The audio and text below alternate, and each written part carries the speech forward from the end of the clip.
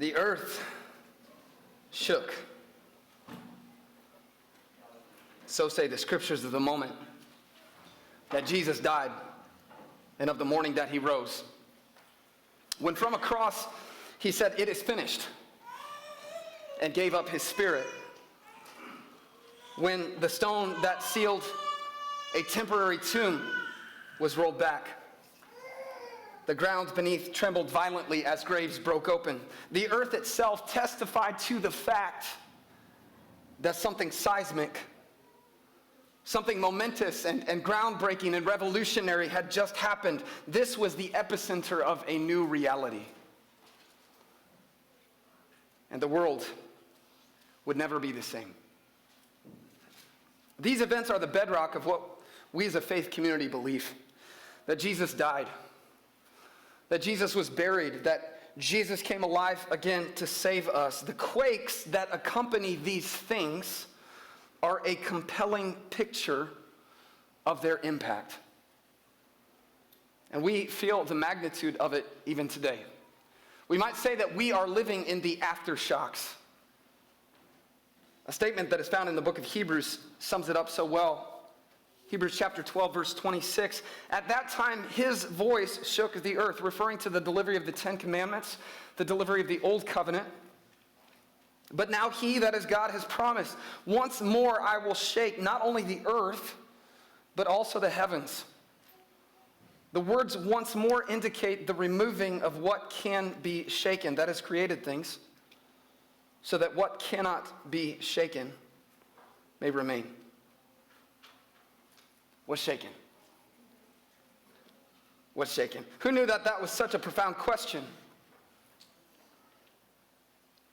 I wonder if you've discovered that sometimes things have to be shaken in order to be strengthened. Have you discovered this in your life? Sometimes things have to be shaken in order to be strengthened. And to that point, how will it shake out? Ultimately, the answer to that question, when it comes to the big picture of our lives as a whole, the answer depends on our response to the cross and the empty tomb. What will we do with Jesus? What will we do with Jesus? Will we build our lives on solid rock or on sand? Will we fall? Will we stand? Today we begin a brand new series that I've decided to call Aftershocks. In it we will investigate what happens after the resurrection. The Gospels record a number of stories that closely follow the return of Jesus from the grave. And our aim in this series is to examine those accounts, those stories, in order to discover how to handle this truth that is so powerful and so kinetic. What do we do with it? With that preface, let's get to it. Open up a Bible or Bible app if you would. Join me in a book called Matthew. We are returning to the last chapter, chapter 28. We were there last week on Easter Sunday. The week prior to that, we were in chapter 27. Matthew has a lot to teach us, a lot to tell us. Now, setting the scene, it's a Sunday at dawn of day 3. On Friday, day 1, Jesus was crucified, his body laid to rest. On Saturday, day 2, he stayed silent in the grave as his followers grieved. Now it's Sunday. There's something stirring. Jesus shrugs off his burial clothes. He checks out of his accommodations, leaves the premises. 0 out of 5 stars, would not recommend. An angel opens wide the tomb for all to see its vacancy. Come see. Soon the disciples will know, but at present the women are on their way to pay their respects. That brings us to verse 11, Matthew chapter 28, verse 11. While the women were on their way, some of the guards went into the city and reported to the chief priests everything that had happened. When the chief priests had met with the elders and devised a plan, they gave the soldiers a large sum of money telling them, "You are to say, his disciples came during the night and stole him away while we were asleep." Pause there. If they're asleep, how do they know what happened?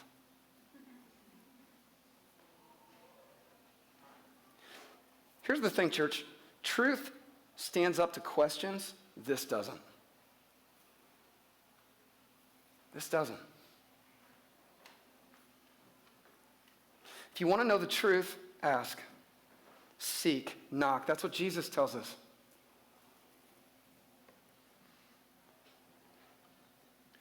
If this report gets to the governor, we will satisfy him and keep you out of trouble. Your boss isn't going to be happy that you were sleeping on the job. Don't worry about it. We'll take care of it. So the soldiers took the money and did as they were instructed, and this story has been widely circulated among the Jews to this very day. It becomes a counter-narrative to the resurrection. Jesus wasn't really raised. Something else happened. Or so the story goes.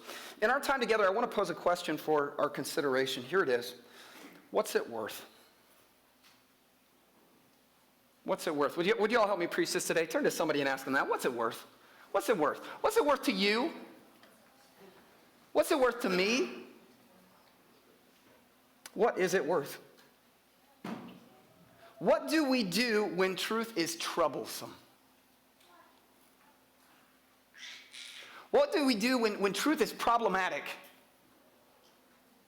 When it's divisive, when it's disruptive, when it's uncomfortable, when it's inconvenient? What do we do with it? What then? How will we handle it?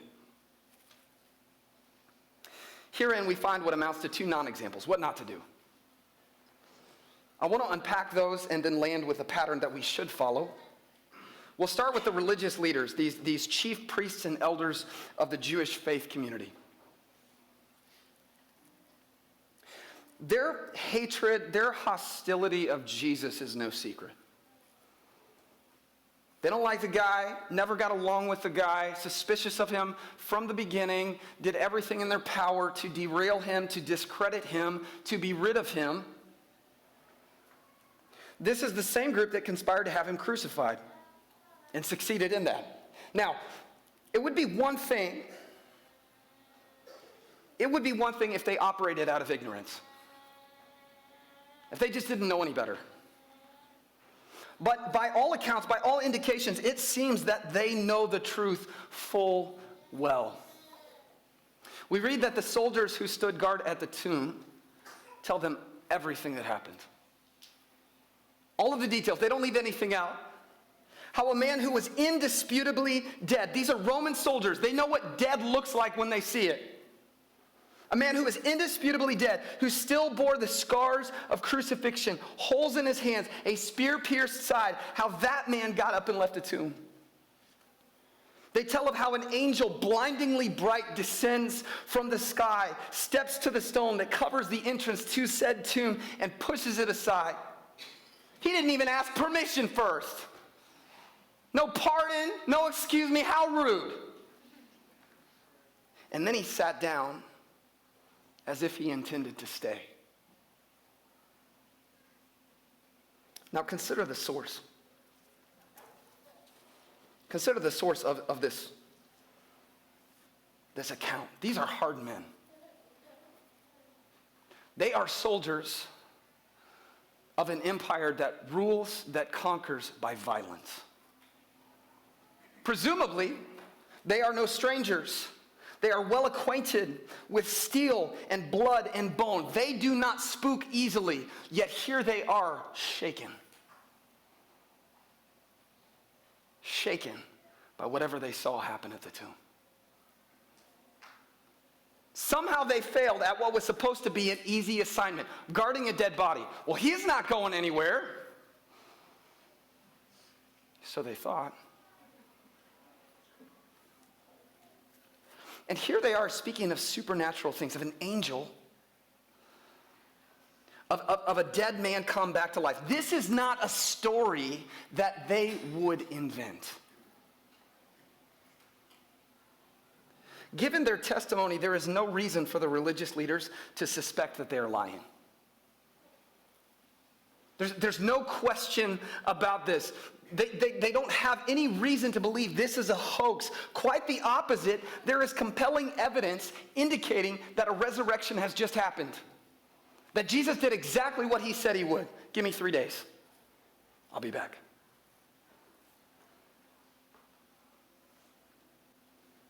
But they have no interest in facts. Only propaganda.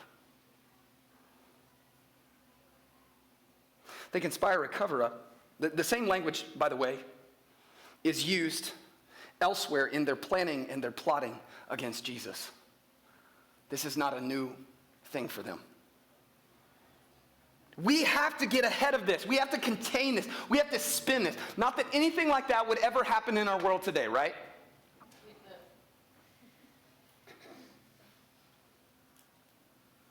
Why? What's the motive here? It's simply this. It does not fit their preferred narrative. It doesn't matter if it's true, they don't like it. It's not what they want. Early on in Jesus' ministry, when he's first coming onto the scene, he's visited by one of these religious leaders, someone who's in this group, a guy by the name of Nicodemus. John chapter 3, maybe you're familiar with it. Nicodemus comes to Jesus at night because he's looking for answers. And he makes a very telling statement. He says, Jesus, we know that you're from God because nobody could do what you're doing otherwise. They know. They know. There's no denying the signs. There's no denying the wonders. There is no denying the miracles that are happening. They know the truth. Yet, with some exceptions, including Nicodemus, this group rejects Jesus because he does not conform to what they want. Later on, we see something similar happen. These leaders notice how people are drawn to Jesus when he raises Lazarus from the dead. Do you know this story? Lazarus, a good friend of Jesus, along with his sisters Mary and Martha, he gets sick, he dies. Jesus doesn't bother to show up until several days after the fact. And everybody's asking why. Jesus, if you were here, you could have healed this guy. They very quickly find out why. Because Jesus goes to the tomb and he says, Lazarus, come out. And he does. And suddenly people want to know who this guy is.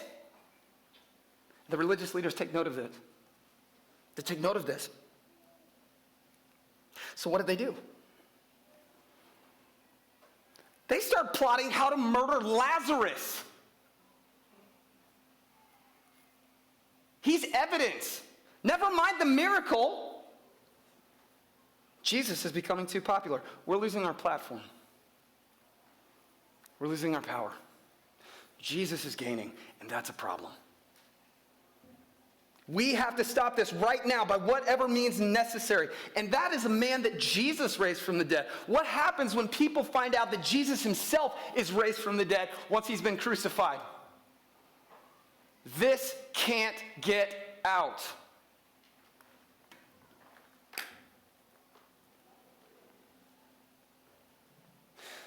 Church, what do we do?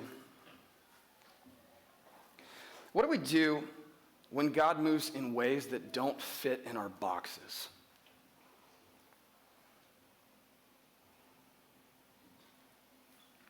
What do we do when his plans, his purposes don't align with our preferences? What do we do when we open up the Bible and we read the scriptures and find things that are challenging to us, that maybe are even offensive to us? What do we do with that? Like these religious leaders, we're faced with a choice. Will we receive truth or will we revise truth? Will we receive it or revise it? There is a trend current in our culture to edit what is true to our liking. Have you noticed this? To treat truth like it was subjective. You have your truth, I have my truth. As if everyone is entitled to their own customized version of it, and all of those narratives are equally valid. Okay, I want to say this as gently and lovingly as I'm able, and yet as clearly and unequivocally as I'm able. That is nonsense. It's nonsense. Not all claims, not all narratives are equal. They're not all true. Consider, for instance, the case at hand. Either Jesus stayed dead and his body was stolen, or he got up and left the tomb. Both of those can't be true at the same time. They're not equally valid.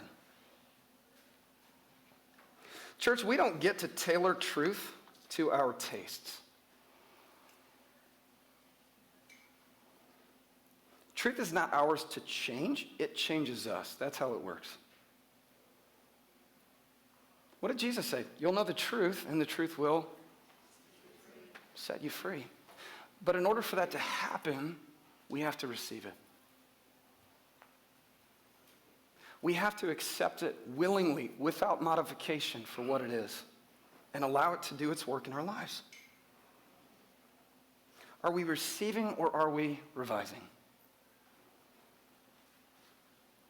Then there are the guards. So we've got this religious elite. Then we've got the Roman guards. And they go along with it.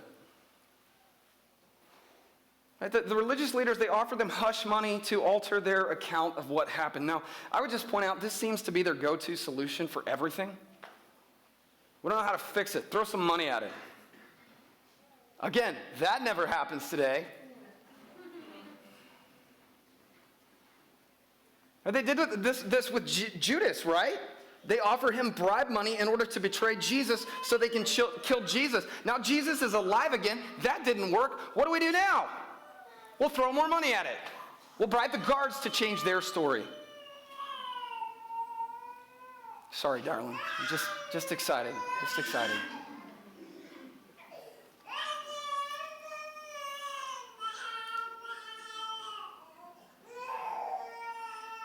The witnesses agree. The witnesses agree. They take the payoff. They lie about what happens in order to line their own pockets. It happens exactly as the book of Exodus warns centuries beforehand. Do not accept a bribe, for a bribe blinds those who see. Now we're told that they're given a large sum of money.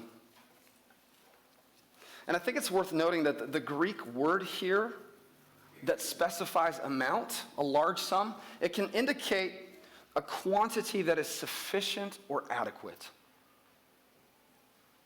It's enough. In other words, they found their price. How much is it going to take? We'll pay. What's it worth? What's it worth? They found their price, and here's the question that I want to ask us today, church. What's ours? What's our price?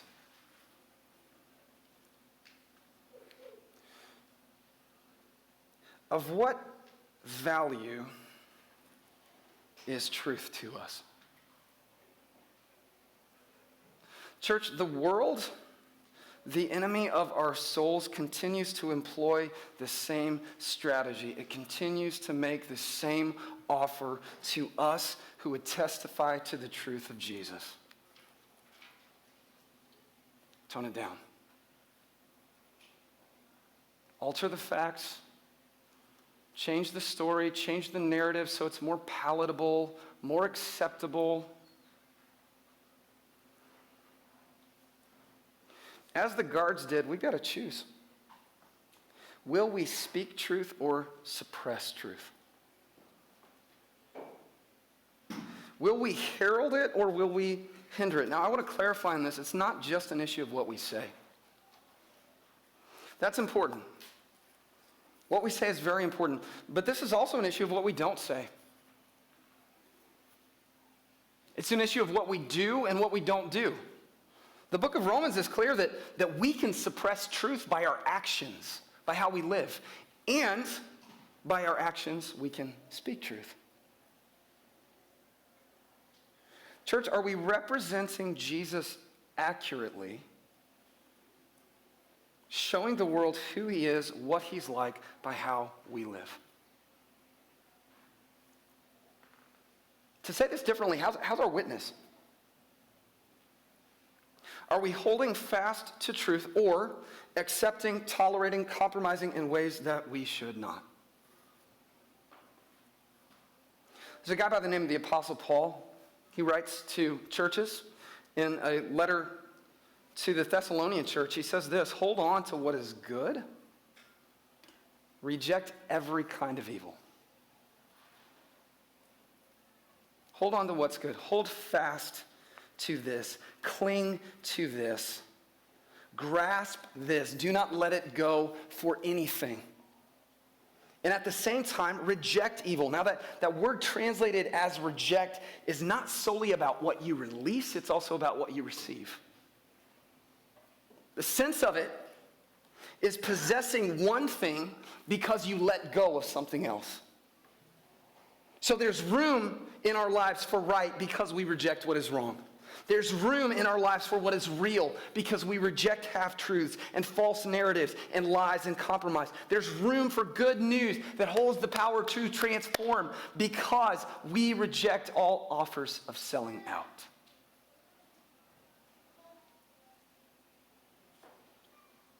Will we speak truth or suppress truth? Those are the non-examples. I want to land with a positive example of what we should do. It's found with the disciples of Jesus in the 4th chapter of the book of Acts. Now, to place this, to give it some context, it's after Jesus has risen and ascended back into heaven. So after Jesus was raised from the dead, he spent some time visiting with his disciples, showing himself, revealing to them, this is true, this really happened. Then he ascends back into heaven. Now the church is starting to explode. Despite best efforts to keep this contained, they can't. People are coming to faith. People are getting baptized. People are devoting their lives to Jesus, pursuing him. And in the course of ministry, 2 of the disciples, Peter and John, encounter a man who's unable to walk. He was born disabled, spent his entire life begging for money. They heal him in the name of Jesus, and then take the opportunity to address the crowd that has watched this whole thing happen. And they tell them about the one who just did this miracle. The religious leaders get wind of this. Anybody want to take bets on what happens next? Acts chapter 4, verse 18. Then they called them, the disciples, in again and commanded them not to speak or teach at all in the name of Jesus. But Peter and John replied, which is right in God's eyes? To listen to you or to listen to him? You be the judges. You decide for yourself. We've already made up our minds what we're going to do. As for us, we cannot help speaking about what we've seen and what we've heard. After further threats, they let them go. They could not decide how to punish them because all the people were praising God for what had happened. So notice, yet again, the religious leaders, they oppose this truth. They know there's something here. They cannot deny the reality of what just happened. But they try to suppress it anyway. They know that bribes aren't going to work on these guys. So we'll try bullying instead. They resort to threats, intimidation, jail time, beatings, later, eventually, killings, murder.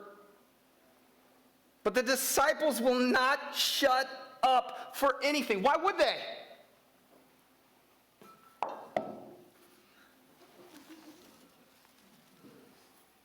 We saw what you did to Jesus. Y'all tried to silence him, and we saw how that played out. If I can bottom line this, church, don't hold back. Don't back down. Be bold. Don't back down. Be bold. My prayer is that we would be a church that values truth. That we would be unrelenting in our pursuit of it. We would be unrelenting in our devotion to it. We would be unrelenting in our proclamation of it. That nothing, no prize, no pressure can deter us from this. Offer me the world, I will not sell my soul. Because I've seen a tomb that was emptied out. I have felt the earth shake beneath my feet. I have stood at the epicenter of a new reality, and I will never be the same. And I will tell the world of what I have seen, what I have heard, what I have felt, so that they can know it too. What's it worth? What's it worth?